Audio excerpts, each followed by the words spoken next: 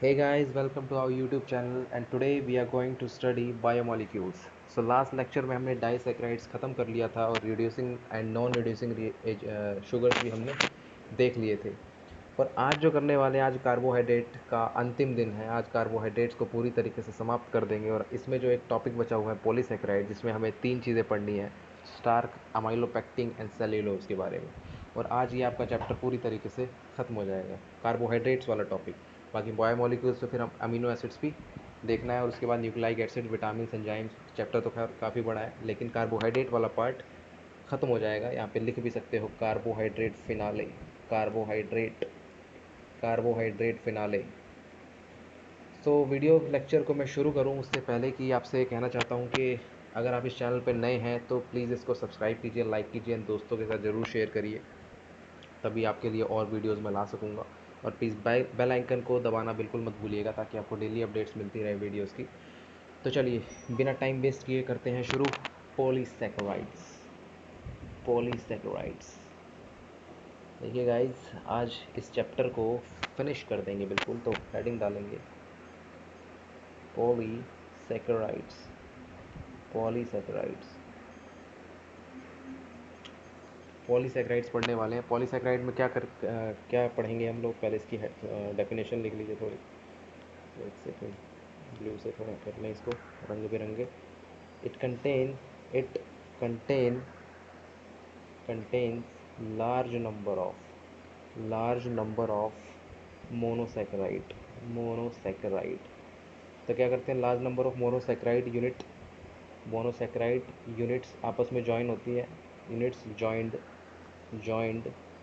Together together together by glycosidic linkage. मैंने आपको बताया था कार्बोहाइड्रेट में ग्लाइकोसिडिक लिंकेज होती है। ग्लाइकोसिडिक लिंकेज से आपकी पॉलीसैकेराइड फॉर्म होते हैं, ठीक है। Polysaccharide linkage. अब इसमें बेटा जी हमें क्या पढ़ना है, इसमें हमें तीन चीज़ें पढ़नी है। पहला पढ़ना है स्टार्च, पढ़ना है जो कि आपके दो चीज़ों से मिलकर बना होता है, दैट इज़ एक अमाइलोज एंड अमाइलोपेक्टिन। फिर उसके बाद पढ़ना है बेटा जी हमें सेल्यूलोज के बारे में पढ़ना है, सेल्यूलोज के बारे में। तो ये चीज़ें हमें बेसिकली देखनी है। इसके बाद हमारा क्या हो जाएगा, ख़त्म हो जाएगा। ग्लाइकोजन भी देख लेंगे, ग्लाइकोजन के बारे में भी थोड़ा बहुत देख लेंगे, ठीक है। तो ये चीज़ें हमें आपको बेसिकली पढ़नी है आज पॉलीसैकेराइड में। और ये यूँ समझ लो कि बस ख़त्म होने वाला है आपकी कार्बोहाइड्रेट पूरा आज, मतलब निपटा देंगे आज उसको अच्छे से, ठीक है। तो पहले हेडिंग डालेंगे क्या, स्टार्च के बारे में। स्टार्च के बारे में तो स्टार्च के बारे में लिखेंगे। स्टार्च के बारे में थोड़ा बहुत लिख लेते हैं। स्टार्च पहले होता क्या है देख लो, C6H10O5।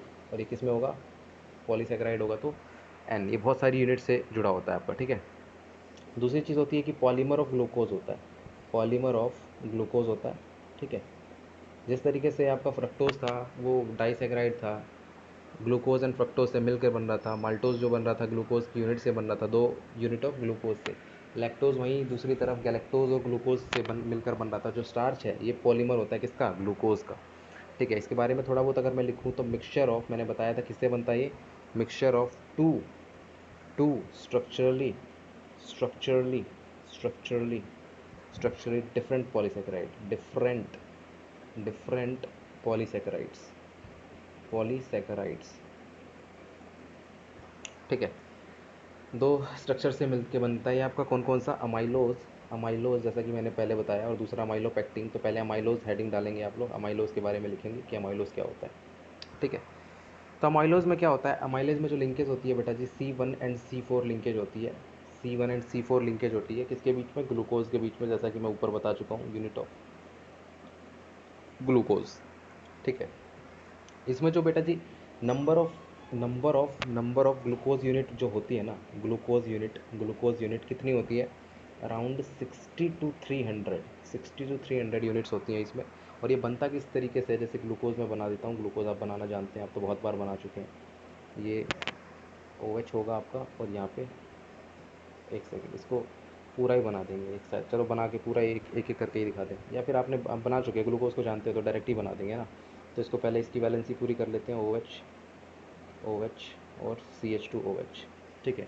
ये आपको पता है ये C1 कार्बन है, ये एनोमेरिक कार्बन भी होता है ग्लूकोज का, और दूसरा यूनिट जो होगी आपकी ग्लूकोज की इस तरीके से होगी। ठीक है, यहाँ पर क्या होगा, OH होगा, यहाँ पे जो होगा आपका OH होगा, OH होगा, और यहाँ पे OH होगा, और यहाँ पे जो OH होगा इसी के साथ क्या होगी बेटा जी, लिंकेज होगी इस तरीके से। ठीक है, इस तरीके से आपकी लिंकेज होगी। अब यहाँ पर आपको कार्बन लग रहा होगा, लेकिन एक्चुअल में कार्बन नहीं होता बेटा जी, ये कार्बन आपका एक्चुअल में नहीं होता है, इस तरीके से कार्बन नहीं होता, ये कार्बन नहीं होता आपका। ये डायरेक्टली किससे जुड़ा होता है, ये डायरेक्टली आपका जुड़ा होता है इससे। ठीक है, इस तरीके से जुड़ा होगा। और ये लिंकेज कौन सी होती है आपकी, ग्लाइकोसिडिक लिंकेज होती है बेटा जी, glycosidic linkage, glycosidic linkage. Similarly ध्यान दीजिएगा, सिमिलरली मैं इसको भी कैसे लिखूंगा, इस तरीके से लिखूंगा, क्योंकि ये क्या होगी, बहुत सारी यूनिट होंगी ग्लूकोज की, कम से कम मैंने क्या लिखवाया है, 60 से 300 यूनिट तक ये ग्लूकोज आपका होता है।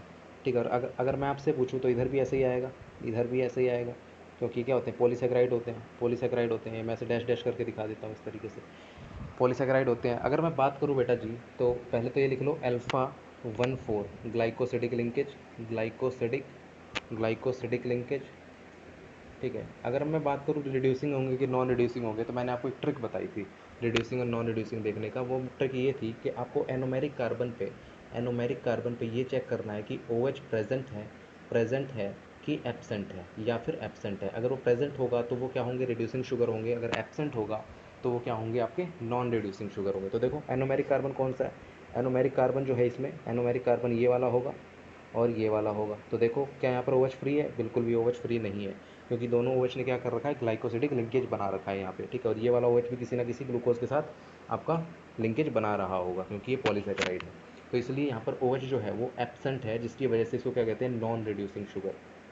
और नॉन रिड्यूसिंग शुगर में मैंने आपको डेफिनेशन भी लिखवाई थी कि जितने भी पॉलीसेकेराइड होते हैं और ओलिगोसेकेराइड में स्टार्च, ये सारे क्या होते हैं आपके, नॉन रिड्यूसिंग शुगर होते हैं, नॉन रिड्यूसिंग शुगर। ठीक है, इस तरीके से आप देख सकते हैं। तो इसी तरीके से एक अमाइलोज के साथ साथ हमारे क्या होता है, एक अमाइलोपेक्टिन होता है बेटा जी, अमाइलोपेक्टिन स्टार्च का ही हिस्सा होता है, अमाइलोपेक्टिन होता है। ठीक है, तो इसके बारे में लिखें, ये थोड़ा, इसमें दो तरीके की लिंकेज होती है, देखना कौन कौन सी। एक होती है बेटा बेटा जी ब्रांच्ड चेन स्ट्रक्चर।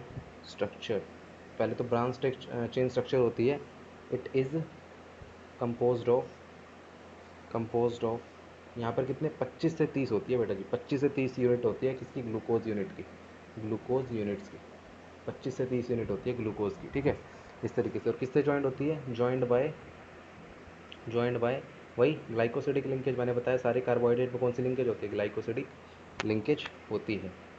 ठीक है, किसके बीच में बेटा जी, किसके बीच में, between C1 and C4 carbon, मतलब एक ग्लूकोज का C1 और दूसरे का C4। और साथ में इसमें कौन सी होती है, C1 और C6 कार्बन में भी आपका ये लिंकेज होती है, C1 और C6 कार्बन में, एंड C6 कार्बन में भी होती है। देखना दो तरीके की लिंकेज होती है। इंपॉर्टेंट क्वेश्चन बना सकता है कि किसमें, कौन से पॉलीसेकेराइड में, या फिर कौन से जैसे स्टार्च में, या फिर किसमें कौन से पॉलीसेकेराइड में आपका क्या है, दो तरीके की लिंकेज पाई जाती है। तो आपका कौन सा होगा, अमाइलोपेक्टिन में दो तरीके की लिंकेज होती है। देखना किस तरीके से, यहाँ पे इस तरीके से होता है।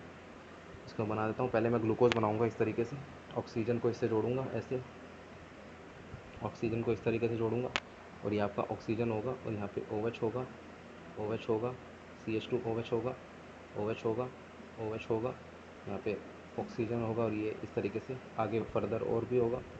ठीक है, इस तरीके से होगा। और बेटा जी ये जो होगा ना, ये वाला किससे जुड़ा होता है, ये वाला जुड़ा होता है CH2, और ये ऐसे इस तरीके से जुड़ा होता है आपका। और ऑक्सीजन और हाइड्रोजन होगा, ये आगे जा रहा होगा, या फिर ये लिख लो कि N भी लिख सकते हो, कुछ भी लिख सकते हो यहाँ पे। और ये साथ में OH होगा, OH होगा, OH होगा। देख पा रहे हो आप कितनी स्पीड में बन रहा है, ये कितनी स्पीड में बन रहा है, आप देख पा रहे हो। ठीक है, इसमें ऐसे भी लिखो। फिर यहाँ पर भी क्या होगा, ऑक्सीजन होगा, ये भी फर्दर किससे जुड़ा होगा, इस तरीके से जुड़ा होगा, ऐसे जुड़ा होगा। यहाँ पे OH होगा, यहाँ पे OH होगा, यहाँ पे ऑक्सीजन होगा, जो कि आगे भी जुड़ा होगा इस तरीके से। ठीक है, तो ये फर्दर भी कैसे जुड़े होंगे, फर्दर भी बहुत सारे यूनिट चेन से जुड़े होंगे। तो आप देख सकते हैं यहाँ पे क्या, यहाँ पे दो तरीके की लिंकेज है बेटा जी, दो तरीके की लिंकेज है। पहली लिंकेज है 1,4 के बीच में, जो कि आपकी ग्लाइकोसिडिक लिंकेज ही है, ग्लाइकोसिडिक लिंकेज, क्योंकि ये 1 कार्बन है, ये एनोमेरिक कार्बन है ना ये आपका। और यहाँ पे कौन सा है, ये C1 कार्बन है, ये आपका C1 और C4 में आपकी क्या होती है, लिंकेज होती है, C1 और C4 में। इसको दोबारा से अच्छे से लिखते हैं, C1, और ये आपका कौन सा कार्बन है, C4 कार्बन है। ठीक है, और सिमिलरली यहाँ पे C1 कार्बन C1 कार्बन, और ये कौन सा कार्बन था, ये 6 कार्बन है, 6 कार्बन है, C6 कार्बन, ठीक है, देख लो 1 2 3 4 5 और ये 6 कार्बन, ठीक है। तो छठे कार्बन में आपकी होती है, तो इसमें कौन सी होती है, C1 C4 एंड अल्फ़ा 16 मतलब कार्बन 16, ठीक है। इस तरीके से आप समझ सकते हो। तो इसको क्या कहते हैं बेटा जी, अमाइलोपेक्टिन कहते हैं। ये अमाइलोपेक्टिन का स्ट्रक्चर होता है, अमाइलोपेक्टिन का स्ट्रक्चर होता है। ये सारी स्ट्रक्चर कहाँ से आई है अपनी, ग्लूकोज से आई है। ग्लूकोज का हावर्थ मैंने पढ़ा चुका हूँ आपको लेक्चर नंबर 2 में, ठीक है, तो आप फिर से वहाँ पे देख सकते हैं जाकर, ठीक है, मेरी वीडियो में। ये थी आपकी अमाइलोपेक्टिन से, इन दोनों से मिलाकर क्या बनता है आपका, स्टार्च बनता है बेटा जी, स्टार्च बनता है, ठीक है।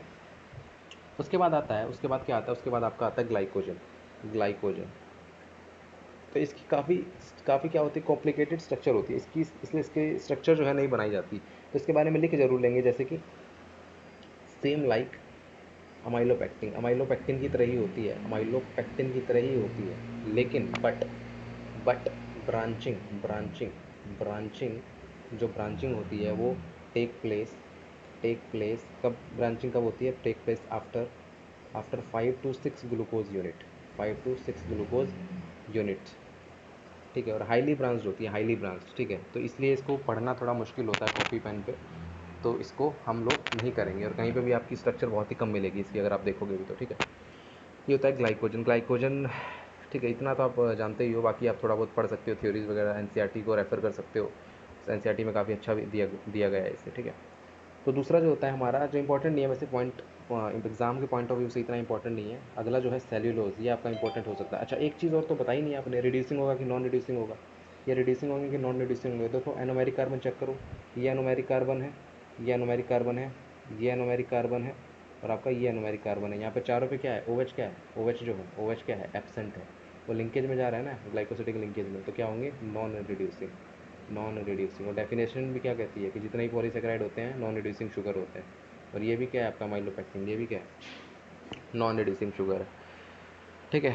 जैसे स्टार्च है ना, स्टार्च का हिस्सा है ये, तो इस तरीके से नॉन रिड्यूसिंग शुगर होंगे, इस चीज़ को भी आप पॉइंट नोट कर लेंगे, नॉन रिड्यूसिंग शुगर। उसके बाद देखो, उसके बाद सेल्यूलोज में पढ़ते हैं, सेल्यूलोज, सेल्यूलोज में क्या पढ़ते हैं, सेल्यूलोज भी आपका क्या होता है, C6H10O5N, N N N N N N, ये एन आएगा, ठीक है, इधर एन आएगा, ठीक है। इसके बारे में थोड़ा लिख लेते हैं, अकर्स एक्सक्लूसिवली, एक्सक्लूसिवली इन इन किस में पाए जाते हैं, प्लांट्स में पाए जाते हैं बेटा जी, plants, and and is most abundant organic substance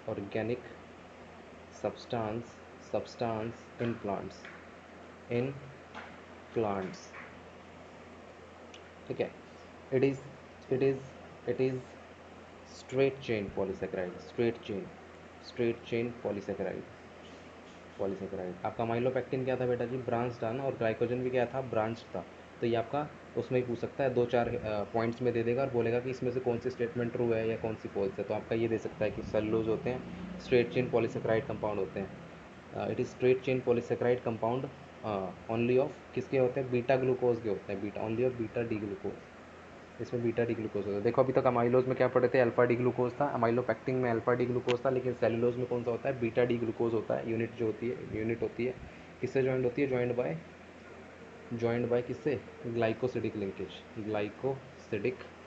glycosidic linkage किसके बीच में बेटा जी, ये भी किसके बीच में होती है, C1 carbon of one glucose and दूसरे का किसका, C4 कार्बन ऑफ दूसरे ग्लूकोज यूनिट के, ठीक है, C1 और C4 के बीच में होती है। और इसमें कौन सी होती है, बीटा में होती है, बीटा में। देखो किस तरीके से इसकी स्ट्रक्चर बनाएंगे, सिंपल है ना। इसलिए मैंने कहा था कि एक बार ग्लूकोज समझ लो, बाकी सब इजी है। एक बार ग्लूकोज का सब स्ट्रक्चर आप समझ गए ना, बस उसके बाद कुछ नहीं करना होता आपको। ये ऑक्सीजन है, ठीक है, और इसकी ये होगा आपका, इस तरीके से बनाएंगे, इस तरीके से, एक सेकंड रुकिएगा, इसको ऐसे इस तरीके से बनाएंगे, ऐसे ऐसे ऐसे ऐसे ऐसे, ठीक है, इस तरीके से बनाएंगे। ये आपका ऑक्सीजन होगा और यहाँ पे हाइड्रोजन होगा, इस तरीके से, ठीक है। और आपका फिर इधर से OH आ जाएगा, इधर से OH आ जाएगा, यहाँ पे ऑक्सीजन, और ये आपका कहीं ना कहीं आपस में जुड़ा होगा, इस तरीके से, ठीक है। इस तरीके से आपका ये जुड़ा रहेगा कुछ और CH2OH होगा, और इधर भी क्या रहेगा, सामने आपका कुछ ना कुछ रहेगा, यूनिट रहेगी आपकी पूरी।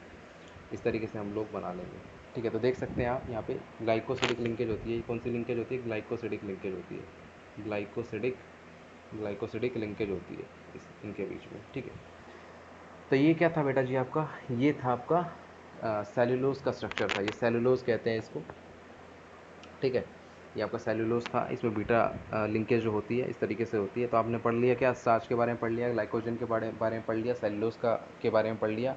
और यहाँ पर आपका जो टॉपिक है, कौन सा टॉपिक, कार्बोहाइड्रेट का ख़त्म होता है। और इसके बाद जो हम शुरू करेंगे वो शुरू करेंगे क्या बेटा जी अपना, वो शुरू करेंगे हम लोग अमीनो एसिड्स के बारे में पढ़ना, अमीनो एसिड्स के बारे में देखेंगे, ठीक है। और उससे पहले का उसके बाद, अच्छा उसके बाद क्या पढ़ोगे, उसके बाद एंजाइम्स, और जो एंजाइम्स हैं और प्रोटीन्स हैं उसको बाद में देखेंगे हम लोग, ठीक है। उसको हम बाद में देखेंगे क्योंकि वो थोड़ा इंपॉर्टेंट चैप्टर है, मतलब इंपॉर्टेंट कम है, कम इंपॉर्टेंट है वो। जो इंपॉर्टेंट है सबसे पहले हम उसको निपटाएंगे और उसके बाद हम लोग वो पढ़ने वाले हैं अपना, ठीक है। उसके बाद न्यूक्लिक एसिड देखेंगे और आपका चैप्टर ख़त्म हो जाएगा बेटा जी, ठीक है। तो इतना ही है इस वीडियो में आपका, इस वीडियो में इतना ही है। बाकी हम नेक्स्ट वीडियो में मिलेंगे, ठीक है। अभी तक के लिए धन्यवाद। और हाँ, सब्सक्राइब करना बिल्कुल मत भूलिएगा चैनल को अगर आप नए हैं तो। और दोस्तों में तो शेयर कर दीजिए, लाइक कर दीजिए, सब कुछ कर दीजिए, ठीक है। तब तक के लिए धन्यवाद।